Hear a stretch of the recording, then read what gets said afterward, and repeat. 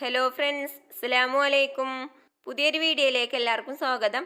ഇന്ന് ഞാൻ വന്നിട്ടുള്ളത് റവയും പാലും ഉണ്ടെങ്കിൽ എളുപ്പത്തിൽ ഉണ്ടാക്കിയെടുക്കാൻ പറ്റുന്ന പലഹാരത്തിൻ്റെ റെസിപ്പിയുമായിട്ടാണ്. അപ്പം നമുക്കിത് ഉണ്ടാക്കുന്നത് എങ്ങനെയാണെന്ന് നോക്കാം. റവ കൊണ്ടുള്ള ഗുലാബ് ജാമുനായിട്ട് ഉണ്ടാക്കുന്നത്. അപ്പോൾ അതിന് വേണ്ടിയിട്ട് ഇതിലേക്കുള്ള റവ ഒന്ന് വറുത്തെടുക്കണം. ഇപ്പോൾ ഒരു പാത്രത്തിലേക്ക് 1 കപ്പ് റവ ഇട്ട് കൊടുത്തിട്ടുണ്ട്. ഇനി ഇതൊന്ന് വറുത്തെടുക്കാം. ഇതുപോലെ വറുത്തെടുത്തിട്ടുണ്ട്. ഇനി ഇതിലേക്ക് 1.5 കപ്പ് പാൽ ഒഴിച്ചു കൊടുത്ത് ഈ റവ ഒന്ന് വാട്ടിയെടുക്കണം.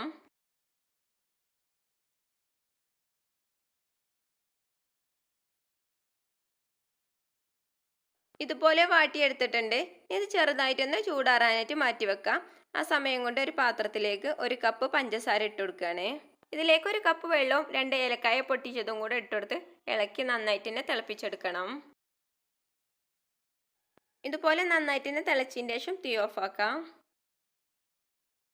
അപ്പോഴേക്ക് റവ ചെറുതായിട്ടൊന്ന് ചൂടാറി വന്നിട്ടുണ്ട്. ഇനി ഇത് വേറൊരു പാത്രത്തിലേക്ക് മാറ്റിയതിന് ശേഷം നന്നായിട്ട് തന്നെ കുഴച്ചെടുക്കണം. ഇത് കുഴച്ചെടുക്കുമ്പോൾ കുറേശ്ശെ പാൽ ഒഴിച്ചെടുത്തിട്ട് വേണം കേട്ടോ കുഴച്ചെടുക്കാൻ. ഇപ്പോൾ ചെറു ചൂടുള്ള പാലാണ് ഞാൻ എടുത്തിട്ടുള്ളത്. ഇതിലേക്ക് 1/2 കപ്പ് പാൽ എടുത്തിട്ടുണ്ട് കേട്ടോ. അത് മുഴുവനായിട്ടും ഇതുപോലെ കുറേശ്ശെ ഒഴിച്ചെടുത്തിട്ടാണ് ഇത് നല്ലോണം ഞാൻ കുഴച്ചെടുക്കുന്നത്.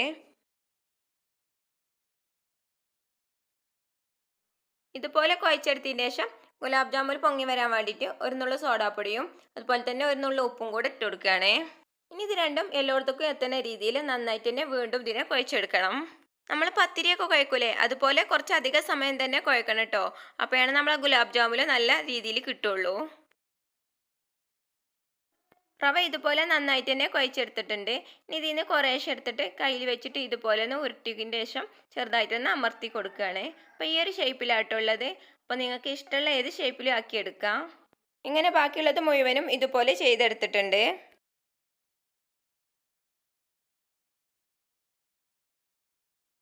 മുഴുവനും ഇതുപോലെ ഷേപ്പ് ചെയ്തെടുത്തിട്ടുണ്ട്. ഇത് പൊരിച്ചെടുക്കാൻ വേണ്ടിയിട്ട് ഒരു പാത്രത്തിലേക്ക് കുറച്ച് എണ്ണ ഒഴിച്ചു കൊടുത്തിട്ടുണ്ട്. എണ്ണ നല്ലോണം ചൂടായി വരുമ്പോൾ ഇത് ഓരോന്നായി ചൂടായ എണ്ണയിലേക്ക് ഇട്ട് കൊടുക്കാം. മീഡിയം തീയിൽ വേണം കേട്ടോ പൊരിച്ചെടുക്കാൻ. തീ നല്ലോണം കൂട്ടി വെച്ചാൽ ഇതിൻ്റെ ഉൾഭാഗം ശരിക്കും വെന്തിട്ടില്ല. പുറം ഭാഗം പെട്ടെന്ന് തന്നെ കളർ മാറുകയും ചെയ്യും. ഇനി ഇത് തിരിച്ചു മറിച്ചു ഇട്ട് കൊടുത്ത് നല്ലൊരു കളറാവുന്നവരെ പൊരിച്ചെടുക്കണം.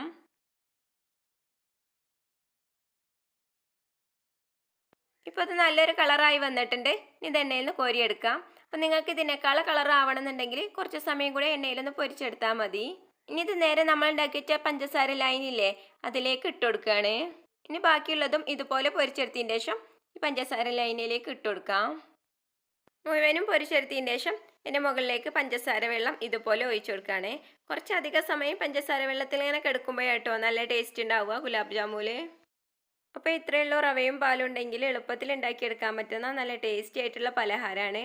അപ്പോൾ നിങ്ങളെല്ലാവരും ഇതുപോലെ ഒന്ന് ഉണ്ടാക്കി നോക്കിയിട്ട് അഭിപ്രായങ്ങൾ കമൻറ്റ് ബോക്സിലൂടെ അറിയിക്കുക. നിങ്ങൾക്ക് എൻ്റെ റെസിപ്പി ഇഷ്ടപ്പെട്ടാൽ സബ്സ്ക്രൈബ് ചെയ്യുക, ലൈക്ക് ചെയ്യുക, നിങ്ങളെ ഫ്രണ്ട്സിനും ഫാമിലിക്കും കൂടി ഷെയർ ചെയ്ത് കൊടുത്ത് സപ്പോർട്ട് ചെയ്യുക. ഇൻഷാ അല്ലാഹ് അടുത്ത വീഡിയോ ആയിട്ട് വരുന്നത് വരേക്കും അസ്സലാമു അലൈക്കും.